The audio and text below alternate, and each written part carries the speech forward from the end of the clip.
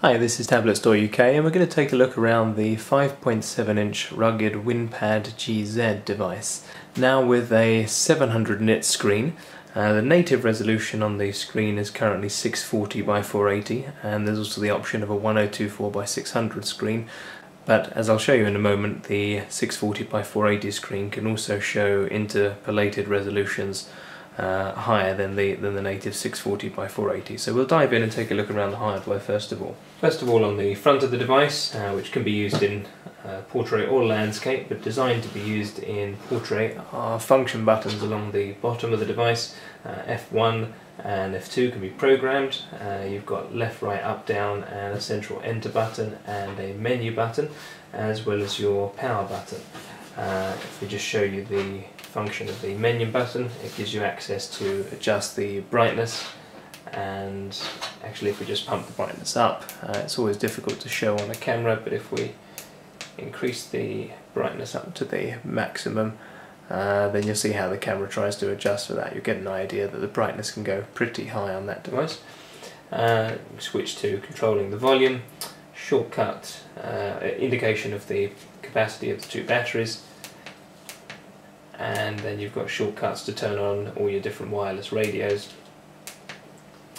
With the function buttons, you've got quick access to your utilities, and you can program what a long press of F1 will do, as well as a short and long press of F2. But on the short press of F1 you get this utility section which gives you quick access to screen rotation, to the built-in camera and on-screen keyboard and virtual mouse. So just show you the camera actually while we're in here. So the camera is an autofocus camera with a built-in light. So if we turn on the light, then you'll see that illuminates that there, and if we shine that at the camera, then you'll see that we've got the light shining there at the back. Switch that off and the light is turned off, and we'll take a look at the camera on the back in a moment. Take a look around the rest of the outside of the device. Just above the buttons at the bottom you've got indicator lights for power and battery. If we take a look at the right edge, you've got an IP sealed port cover with connectivity. Very useful on this device is that you've got onboard network bootable, so PXE boot, and that's gigabit LAN on board. Single USB. You've got slots just along the bottom there for the SIM card and for a micro SD card, microphone as well as headphone jacks, and your DC 12 volt power input. At both the bottom and top edge you've got the rubber bumpers, although you can have built into the top of the device a barcode scanner which would replace the top bumper and extend on the top. You can see that in the other images on the website. On the other side, on the left or bottom edge, are the pogo pin points for the docking station, which I'll show you in a moment. And on the back of the device you've got your built-in hot swappable batteries. Small note about them: they're not really designed to be swapped quickly, although they can be swapped. They're screwed in fact with a hex key and have to be that way to offer the IP sealing. But ultimately the batteries are hot swappable, and the two of them together offer around 7 to 8 hours battery life. You've also got a built-in stylus, so if you want to use the built-in stylus, that does stow away in the device. And towards the edge there is the 2 megapixel autofocus camera with built-in flash.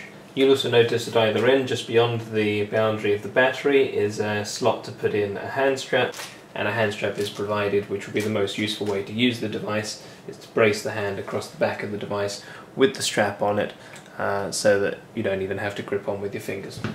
Another useful accessory for the device and useful way of carrying it is the leather case, which is here. So it's just a simple Velcro, and the tablet fits very snugly in there. Just push that in.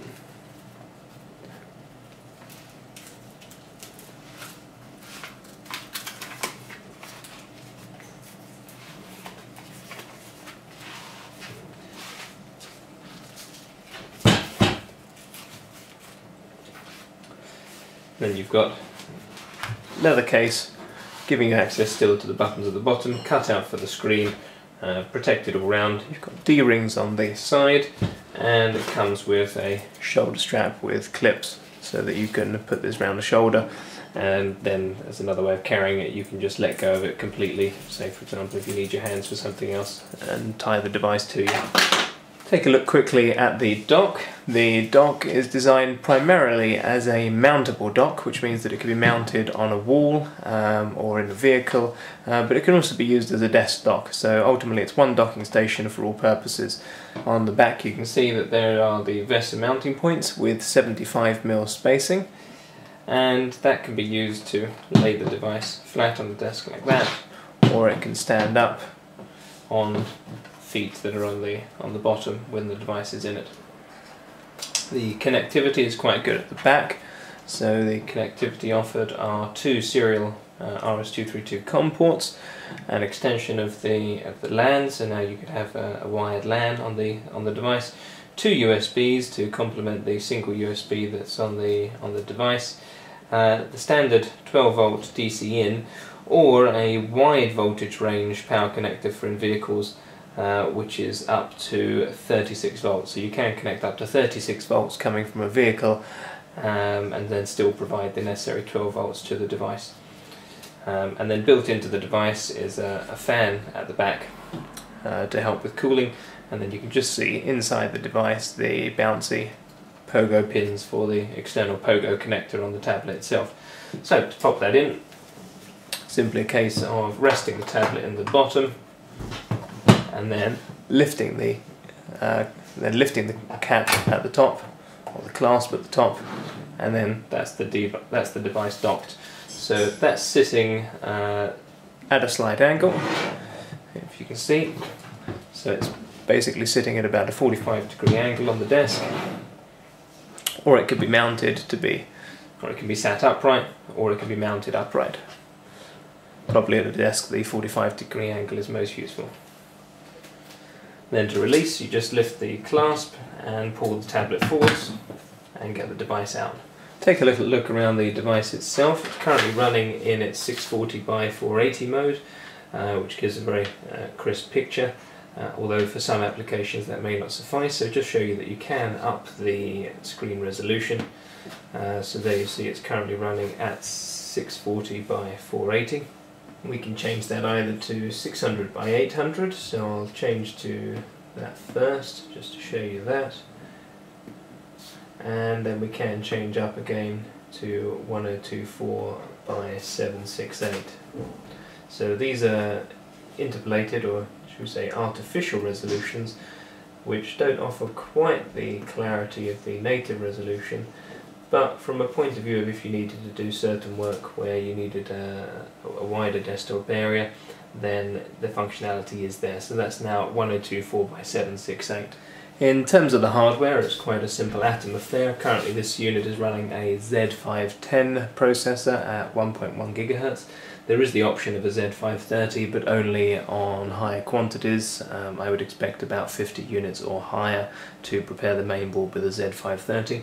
RAM is standard 512 meg, but you can choose 1 gig or 2 gig, and storage is a 16 gig SSD. You can also choose 32 and 64 gig. Other options include the 3G option.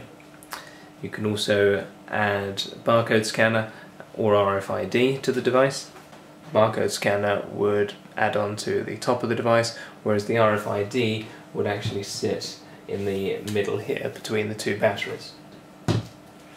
The device comes as standard in silver. Also available now is a high visibility yellow colour, and operating system options are XP Professional Tablet Edition, XP Embedded, or any flavour of Windows 7, and I'm sure in the near future Windows 8 as well.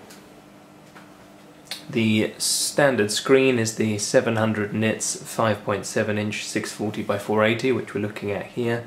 You can also choose a 5.6 inch 1024 by 600 screen, although the brightness on that screen is only 300 nits. Optional accessories are the leather case, which we showed you, and the docking station for use on a desk or in a vehicle, or for that matter mounted on a wall, as well as the vehicle power adapter for it as well, if you want a power adapter to put into a cigarette lighter. Otherwise you can plug directly into the vehicle power up to 36 volts, as I showed you on the connector there. The hand strap is included free as standard, as is the stylus on the rear. Also the device has GPS, which is now standard, and the rear camera, the 2 megapixel camera with flash and autofocus, is standard as well. Wi-Fi is standard on the device, is a Marvel 802.11bg chipset. The GPS is a u-blox 6 module, and the LAN control on the device is a Broadcom gigabit netlink. Also standard is a Broadcom Bluetooth 2 module. That pretty much wraps it up. For more information and pricing, head to tabletstoreuk.com. Thanks for watching.